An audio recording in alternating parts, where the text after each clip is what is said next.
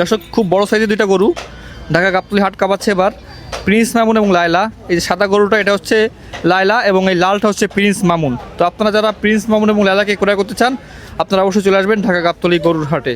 এই যে বড় বড় সাইজের দুইটা গরু দেখতে পাচ্ছি, এই গরু কার গরু? গরু আমার। কি নামে গরুর? গরু বাজারে এসে নাম আছে লাইলা মামুন। লায়লা মামুন কি বলেন? লাইলা মামুন। লায়লা কোনটা মামুন কোনটা? এটা লাইলা, লালটা মামুন।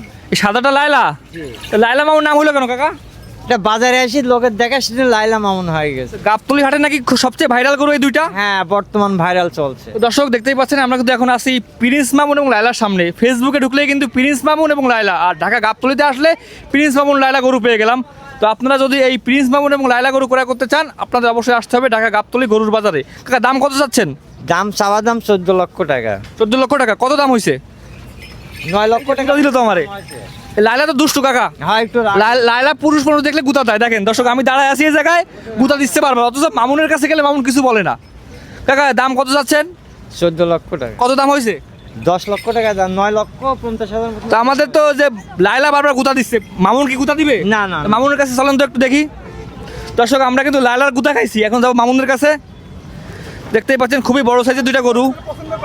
লায়লা গুতা দিছে আমারে, মামুন এই যে মামুন দাঁড়ায় আছে। দর্শক আমরা এখন আছি মামুনের সামনে, ঢাকা গাবতলীর ভাইরাল কালেকশন 2025-এর মামুন। কাকা এই গরু কি বাড়িতেই লালন পালন করছেন? বাড়িতে লালন পালন করে। দাম কত হয়েছে? দাম 9.5 লক্ষ টাকা মতো দাম আছে। 9.5 লক্ষ টাকা দাম হচ্ছে। দর্শক কাকা তার যে চাহিদা দাম চাচ্ছে 14 লক্ষ টাকা, কাছাকাছি হলেই সে বিক্রি করে দিবে নাকি? জি। কতদিন হচ্ছে আসছেন? এই এক সপ্তাহ পুজিনি 6 দিন হচ্ছে আসা। 6 দিন শেষে আসছে। এবং ঢাকা গাবতলী হাটে সব থেকে ভাইরাল গরু কিন্তু এই প্রিন্স মামুন এবং লায়লা। দেখতেই পাচ্ছেন আমি কিন্তু প্রিন্স মামুনের গায়ে হাত বুলাচ্ছি, কিছু বলতেছে না, অথচ লায়লার সামনে তারা একটু কথা বলছি আমার গুতা দিচ্ছে। সো আপনারা বাস্তব জীবনে লায়লা থেকে সাবধান, লায়লা মানে বিপদ। দর্শক দেখতেই পাচ্ছেন কিন্তু লায়লা এবং মামুনকে দেখার জন্য অনেক দর্শনার্থী। এই তোমরা আসছো কেন? লায়লা মামুনকে দেখতে। লায়লা কই? এই যে লায়লা। লায়লা কোনটা? ওই যে লায়লা। সাদাটা লায়লা, হ্যাঁ। আর এই লালটা? মামুন। কোথা থেকে আসছো তোমরা? দারুসালামতে। তোমরা সবাই মামুনের কাছে যাচ্ছ, লায়লার কাছে যাচ্ছ না কেন? লায়লা পাগলা।